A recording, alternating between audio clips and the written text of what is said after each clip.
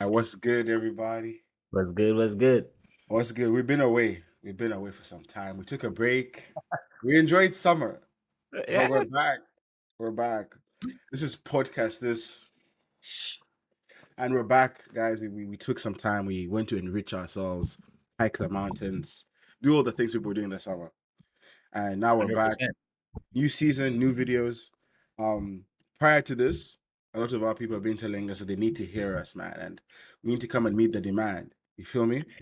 And what better way to do so than season opening day? A lot has happened in the summer, and even a lot hmm on the first day of the season. So, Isaac, tell me, how have you felt about Manchester United just going through the summer, and just how has this team made you feel going into the season? Yeah. I mean, preseason was good. Yeah. And we all heard, throughout the summer that, preseason is going well. Hmm. Ruben is changing the culture, and Hmm. now players even have like a code of conduct. And I'm like, bro, Hmm. even companies here have code of conduct. Why didn't we have a code of conduct before? Like that's a thing that should exist. And then there's Yeah. a new leadership team. You know what I'm saying? Hmm. Instead of Bruno just being the captain, there's like a 6-man group, whatever. And I'm Hmm. like, bro, why didn't this exist before? It's like, okay, these are all Yeah. basic things that pretty much should have been there. But well, I guess it's good to see that Hmm. these are things that has being implemented. So that was nice to see, and those are just like off the field stuff. But of course, the most important thing is what we see on the field. Preseason was good. Hmm. We did well in the summer series. Yeah. Last game was a little bit tricky. It kind of showed some of the issues we still have, which I'm sure we'll probably get into in Hmm. some more today. But yeah, just as an overview, the summer has been good. I mean, I did kind of expect us to have completed all our signings by now. Hmm. Um, Unfortunately, we've done only three, which is, Yeah. you know, we'll take it, but there's more. I believe there's at least two more we need to do before the window ends. Hmm. But for now, for what I've seen over the summer, even from the first game against Arsenal, what I've seen so far, I'll give it a 60%. That's where I'm at. Where are you 60%. at? Oh, that's an interesting standpoint because this is the curse of being a Manchester United fan, right? You go through so much, right? Especially what we went through. Then there might be a glimmer of hope, right? And then you sort of latch onto that, and you're like, "Oh, could this be Yeah, the season?" And what I mean by saying all of that is that we've done three signings this transfer window. I think you and I were talking more privately, and we were like, "I don't know if we'll be able to even make those happen." yeah, Truthfully, and it helped that they wanted to come to us. So I say it's the curse of being a United fan because we've done these signings. They wanted United despite the season we had.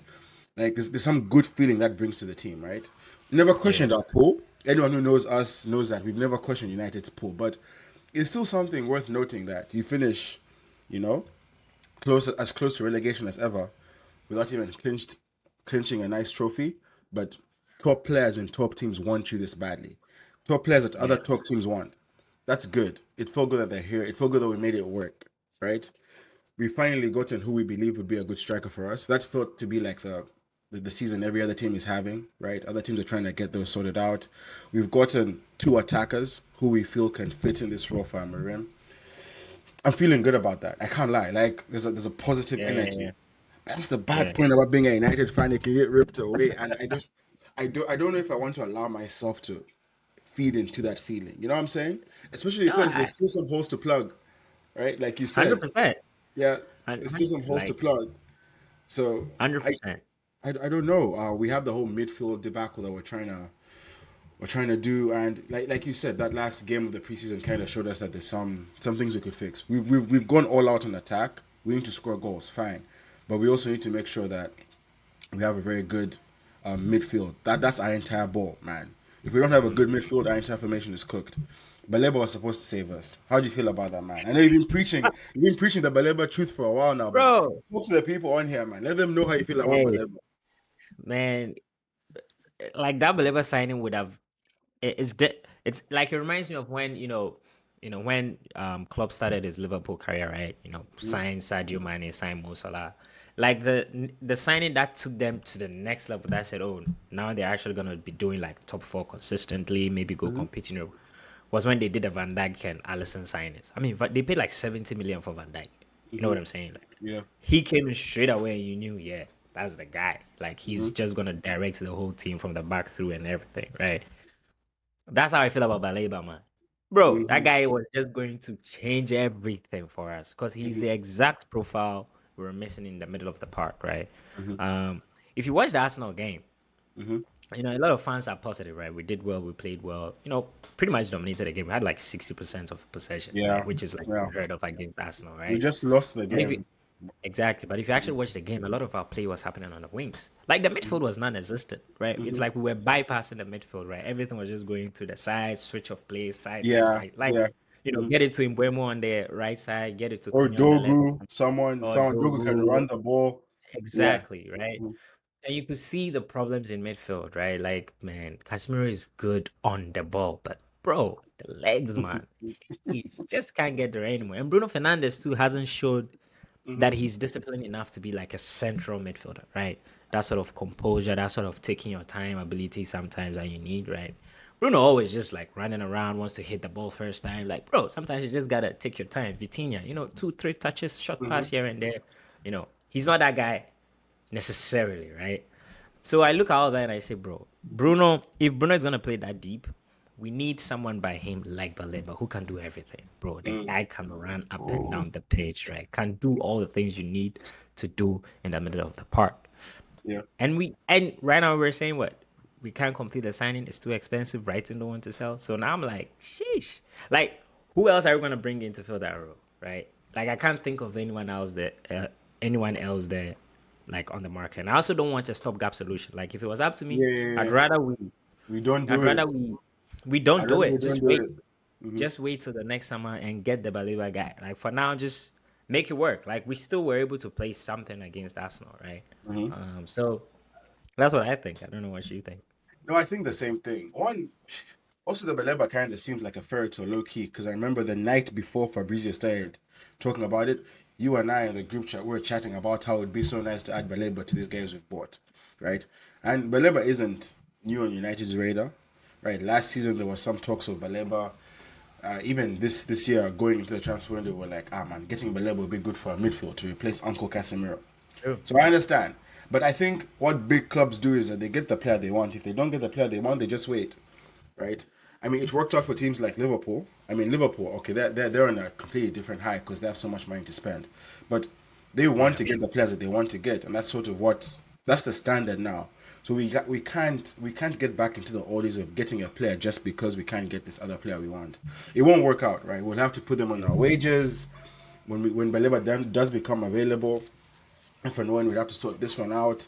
If this guy somehow works this season, we'll ignore Baleba directly, and then if he doesn't work the next season, then things will be messy. Yeah. That's how it's been for United all the Like time. So the stopgap Baleba is basically Ugarte. Essentially, if you think about it, like we don't need to go and sign another Zugate. You feel me, bro? yeah, and Like I feel you. But also got itself. Ugarte. I don't know, man. No, but he's the stopgap Baleba in the sense that he does the other parts of the game Baleba would do, right? Which is, yeah, he Yeah. can run around, he has some energy to spare, he's gonna win tackles, things like that. He's shit on the ball, but like, yeah, he's gonna do some type of job. You get what I'm saying? We're not trying to win the league, we're just trying to be competitive.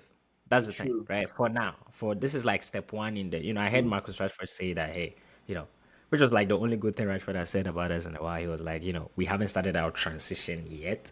And I think this is what the transition is going to look like, an acceptance that, hey, we finished 15th last season. We're trying to just get into top 8 now Mm-hmm. and just like take that as a progression, right? Jurgen Klopp finished 7th in his first season, while Mikel Arteta 8th before 5th, right? Mm-hmm. So hey, let's start the transition. We'll start with Jurgen Klopp had to play like a season or two with Lovren at center back. Like the hell, bro.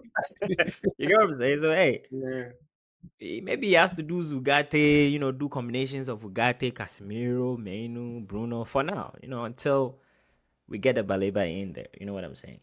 So Right. yeah, for me, I feel like I agree with you. Big clubs just gotta wait till you get the midfielder we really want, right? So that is to say, for me, I really do not want us to sign another midfielder unless it's Baleba this window. Just Mm-hmm. let it be. Sort out the other issue. The other issue, Jojo, that Mm-hmm. goalkeeping situation. Oh my god. Oh, dude. Let's talk about it actually because I mean both our goalkeepers. Okay, Bayern there, the mistake he made to cause the goal on Sunday, we'll give it to him. We'll give it to him. He was kind of weak in the box, right? He got bullied. He got bullied a lot, but Bro, it's so bad. those are our options. Unless we go and get Heaton off the bench. No, let's go out there and sign a goalkeeper. I mean, look, the same thing. Should we go get Donnarumma? I don't like Donnarumma. I'm not gonna lie. I know a Mhm. lot of people are chatting his name. I mean, I won't be mad if we got Donnarumma, but I'm like, not really. Bro, what is Yeah, wrong with Amy Martinez at Aston Villa, bro? Prem prove it. The guy is a shit house. That's the kind of guy you yeah, need he to is. I go, man. mean, I can't put my finger on why, but there were some rumors that there were some discussions between us and his camp and us and Aston Villa, but I'm not sure how that ended, honestly speaking. I Yeah, mean, we it's bid for a loan. And they were like, yeah. nah, bro, pay 40 million or not. Like, Mhm.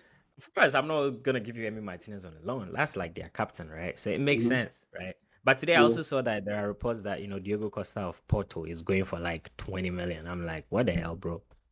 Go pay that money and Is get he the that guy. Portuguese national keeper? Yeah, the Yeah. Portuguese national keeper. That guy is a solid goalkeeper too. No, he's solid. He's solid. You know. But I But mean, yeah, that goalkeeping situation, man, it's it was one of the positions where I was willing to say, yeah, another season of a bad goalkeeper we can survive. But then I watched this game and I'm like, we had a different keeper, we mm-hmm, probably walk out with a point.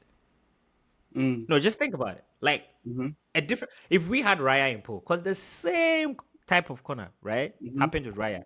But Yeah, he was able to punch his away. You get true, what I'm true, saying? true. Yeah. So just that one goalkeeping situation, bro, could have been the difference between us, getting zero and getting a point on the day.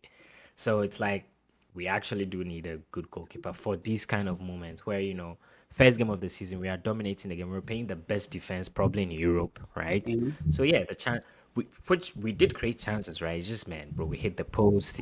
Their keeper was on some form. Like in those moments, you just need your goalkeeper to also do well. So at least you walk out with a point, right? And so now I'm like, okay, if we can get like 20, 30 million from, all these guys who are still hanging around, Mm-hmm. Garnacho, Sancho, all these mandem, bro, let's go get in a good goalkeeper. And I think that would be good enough for this season to at least push for like eighth or seventh. What do you Fair think? enough. Fair enough. I mean, the goalkeeper situation is very obvious. Look at all the good teams, or even all the decent teams, right? None of them have been that way without a good goalkeeper, right? Like all those good, those even the mid-table teams have decent goalkeepers, man. So it makes sense. It makes sense. I think we should. Um, if it came between having the goalkeeper and the midfielder, I'll take the midfielder, to be honest. For Right? real. Yeah, I'll take Baleba over there. I'll take. I know if it's Baleba Yeah, for sure, I'll but if take. it's not Baleba, I'm not gonna Yeah, compromise it. That's what I'm saying. no, that makes sense. I hear you. I don't think we'll get either. To be frank, I think Really? it's. I think it's Onana and Bayanda this season. I don't see how. I'm telling you, and I think one will happen. Either we get a midfielder or a goalkeeper before the season ends. I don't think we're starting this season with just these three signings. That makes no sense to me. it But hey, I doesn't. could But be. the transfer window is pretty much over. I mean, I don't know who else there is to shop, right? Unless Amorim picks someone from deep in the trenches, bro, right? And just plugs them into the team somehow, and they even make an impact. Because we're looking for impactful signings now, Yeah. right? Like the signings that who will stay on the bench like heaven and them, right? Now we don't want those ones now, right? So we're looking for top goalkeeper, top midfielder now. Who else? Especially for the situation we're in, I don't know. I don't see it happening, bro. I really don't. Would you be I happy also, with Donnarumma? I mean, I know City are trying to get Ederson out so they can get Donnarumma in there. But would you be no, like, happy if? bro, the guy he's a tall guy, right? 6'6", 6'7", whatever. I mean, Mhm. yeah, he's one of the best. Bro, first of all, facts is facts, right? He might be terrible distribution wise and not comfortable with his feet or whatever, but we don't need a. By the way, I don't know if you watched the game, but Bayern's distribution, I was like, okay, guy, Mhm. okay, bro, that guy could He's actually pass calm. the ball to the Yeah, he's goalkeeper. calm. Like He's calm. He's he's calm. actually not that bad. Just Yeah. that when it comes to actual goalkeeping, he sucks, but Yeah. he's not Everything. terrible. So We got lucky. We didn't get a barrage of shots. There's one shot that Odegaard took right on his left foot, exactly, and Banda went exactly. down to save it, and like the way like the ball was unsteady in his hands, bro. Hey, hey. But yeah, so hey, I'm not gonna say no to Donnarumma, especially if it's at the right price, something less than 30 million or something. I'll take it. No, tall guy, he probably doesn't even need to jump to catch those sort of corners, bro. He Mhm. probably just He just does So this. that makes sense, right? Yeah. You know, he'll be big enough. He's also an European Cup winner as well. So hey, Mhm. he might come with that sort of personality and character that a backline needs in their goalkeeper. So I'm not gonna say no to Donnarumma, but I do believe that you know one of the two needs to happen at least. Right? Either we get in a midfield or a goalkeeper before the end of the winter. I think they will do at least one. That's what I think. I mean, we have a couple of weeks to go until the window closes. We'll see how it goes. Not a couple of weeks, just Yeah, two actually. Just a little over 2 weeks to go until the just window 2 weeks, closes. A man. little less Yeah, than 2 weeks to go, and the window closes. We'll see how it happens. I certainly hope so. But I like that we're not rushing into the signings. It doesn't remind me. It reminds me of 2021 when we just like bought these players just because they were on form and they were hot, and then yeah, the ship came crashing down. At least now we're buying players who fit into the system. It makes yeah, sense because in as much as I was disappointed in Bayern, I was also pretty impressed by Mboma and Cunha. yep, Right, there was some nice link up play between them. And Mboma especially really had some nice play. There was a chance that I think it was Cunha who missed it, where he like ran through, was 1-on-1 and just had a little tiny shot to the keeper. But those kind of things, right? He yeah. polished that up. That's a goal. In Mbomo's chance to goal, like these guys, they look like they fit. They feel like they fit, right? And perhaps when Sheshko starts starting ahead of them, we can get something in there. I'm not a fan of Cunha playing a top, right? I'm really not. 100%, bro. Yeah, Like but we actually lose so much of his game when he goes there. Like it was yeah, actually frustrating watching the first half of that game with Cunha through the middle. It's like we hmm actually didn't see Cunha that game. We saw Mbeumo more in the first half, right? Because he yeah, was actually in a very good position. He was left, high, wide, right? hmm He was a channel all the time. And I agree with you. Like in a different game on another day, bro, these guys walk out with like 2, 3 goals easy, right? Because I they've think they created a do. lot of they were really I in think good they do. positions, things like that, right? So, Mhm. in Buemo, I'm not worried, right? But Cunha, you see in the second half, immediately he dropped to that left attacking midfield role. Then Game now we over. could see his hmm ability, right? Like Yeah. he came back, because then he has the freedom to come back, get on the ball, and drive it forward. We hmm could see that now, and so yeah, for me, same man. Like, bro, I don't even know why I'm worried didn't start Sheshko, bro. Like, bro, so what if he hasn't played a single game? Put that guy on the pitch. Let's go. you know how it be. It's just like it's just. I'm Yeah, not surprised it didn't start. It's just a thing. He's not no Haaland or Ronaldo, right? He just wasn't there to sell tickets. But that's fair. I think that trio is really nice. Like it looked like they'll blend well together, right? And 100%. I'm kind of proud of Hoyland for trying to fight for his position. It's a wrap. It's Hey, easy for the boy, but Rashbush. No, we're treating our boy bad, man. I We mean, can't skip him though, honestly, personally. like, okay, what else do you? So my thing is, Joshua Xerxes Hmm? is like a Cunha. If you actually sit down and look at it, right? Yeah, he He's is a that kind of player. he's a nine He's point a five. Cunha. Like, Exactly. So keep Xerxes, you can keep Joshua as like a backup for one of those positions along with Mason yes, Mount. And then let Rasmus Højlund be the backup for Sheshko. There's nothing wrong with that. Like we should be trying to get the Garnacho and sell those guys first, and let us see what we have left, and keep Rasmus Højlund, man. Because I do believe there's potential in that guy, man. He's not as terrible as we think he is. no, he's not. But he needs to go and get a couple more minutes under his belt, consistent minutes. Maybe send him out on loan. That I like, right? A Yeah, loan with an option yeah. to buy just to see how he develops and things like that would be a good Mhm. option. But yeah, if shout out to Rasmus, man. I mean, he might be shit, but damn, man, No, that's the the guy has United way, character. though. Yeah, he has character. That's the United way where he's like, "Nah, I want to fight." I salute that, right? He will translate into the pitch, but if he can go on loan and get more experience, I'm not mad at that either. Hundred Right? percent. I'm not mad at that. Yeah. But it's been a decent window. I think we haven't been bad. We're above average, right? If we look across the other teams, how do you feel about how the other teams are doing, right? The teams within our sort of stature. Mhm. I told you a lot about how Liverpool are behaving like a big club, making big club moves. Even Mhm. though Mhm. I agree with you that his like situation might not really be the smartest move to make if you spend a lot on Ekitike. Doesn't help that that kid balled out first game too, man. He showed that he's here to ball for real, right? He had Yeah. a good game, like really good game. The signings are killing it. So I'm happy that uh I'm kind of happy for Liverpool fans, man. They're living the United dream, bro. That's how it I is, don't man. know. I don't know. I'm not as excited for Liverpool as people are because I'm Why, like, why yeah, not? a lot of changes has first of all, a lot of changes has happened in the squad, right? Like, Yeah. bro, like the back line basically, their fullbacks have changed, right? So that Mm-hmm. means a new fullback. And you even notice that in the Bournemouth game, like Mm-hmm. they considered two goals that they probably wouldn't consider on a good day, right? Mm-hmm. So there's like new relationships that need to be found in the fullbacks. Like Mo Salah now is not getting a Trent type of ball. He's getting Frimpong, who wants to overlap all the time and run into Mm-hmm. space all the time, right? You're not getting a 30-yard long pass. You're not Mm-hmm. getting that anymore. You get what I'm saying? So even Salah's game is gonna look different. I mean, look at the goal he scored. Like, what the hell was he doing there on that side of the pitch? You get what I'm Mm-hmm. saying? So there's a lot of dynamic there that needs to change, that needs to be altered, right? They're still trying to figure out how Florian Wirtz is going to play in this game. I mean, he is going to need to take time to get used to it because he's a baller and everything, but he's not as strong physically, man. Like, there's a Mm-hmm. moment in the game where, he got past Semenyo very well. He thought he had time and space, and Semenyo just like shouldered him off the ball. I was like, hey, Welcome to the there's no Prem. Welcome to space the here. Prem. So what comes to the prem?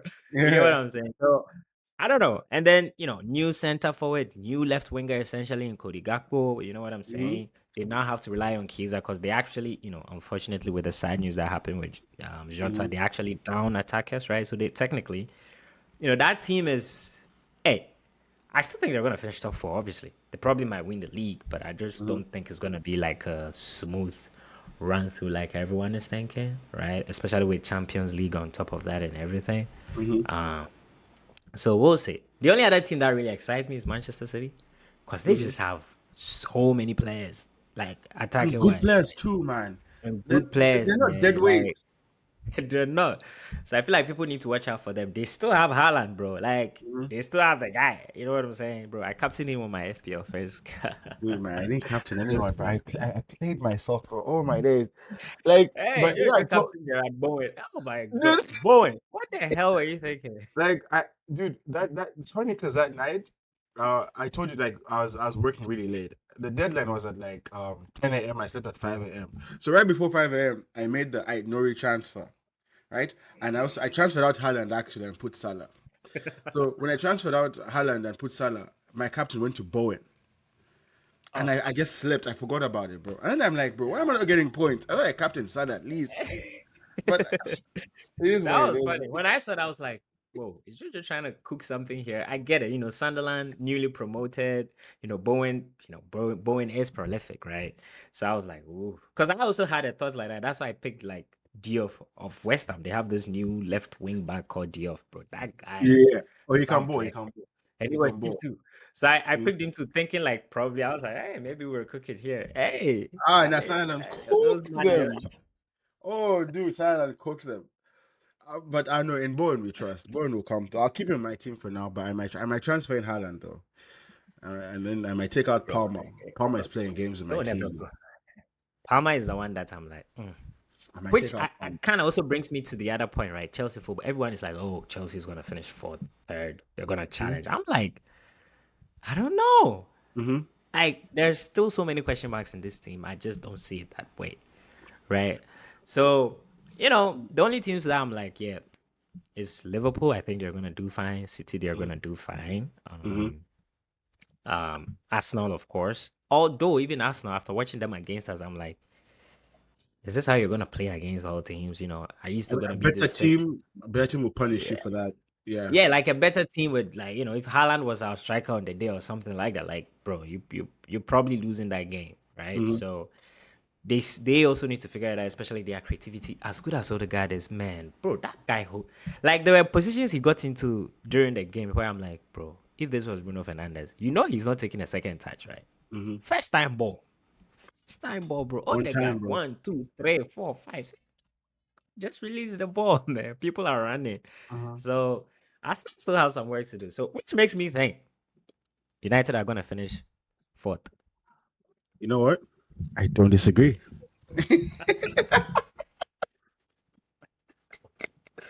But that's a good segue because the next episode of this, we're going to delve deep into our predictions for United. For the Yeah, team, we have our Champions League predictions to do, Ballon d'Or predictions to do, especially ahead of the Ballon d'Or coming up in September. We're going to make those yeah. predictions. This episode was just a little, call it episode 0, a little welcome back, Zero. Yes, a sir. little welcome Of back season to two. episode 0, season 2. But in essence, right, as a little prelude into next week's episode, I think United, for sure, we're going to finish way above the top, way above the bottom half, and with the right tweaks and the right moments, perhaps even with the right goalkeeper, I think we can scratch that Champions League spot, man. We can just scratch it a little bit. Hey, I think we can, we can bro. hope. We can I think hope. we We can hope. yeah. Yeah. I mean, all I would say is there will definitely be improvements this season. I Mm-hmm. know a lot of people complain about the system. I wish, bro. I look at this team, I'm like, bro, a 4-3-3 will actually be mad, like, Mm-hmm. because with Kobe, with Bruno, if you did end up getting Baleba as your six, that would have been Mm-hmm. amazing.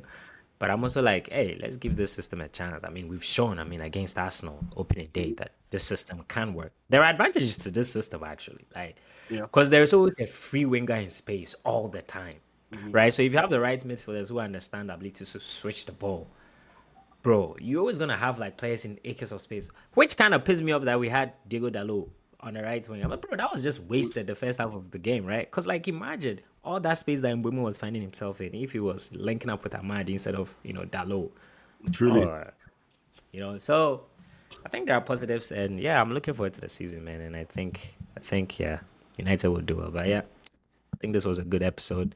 We're winning the league, bro. Me, I did not say that. Guys, 2026, yeah? Come back here. Quote this video, stitch this video, whatever app we're using back then, come back here.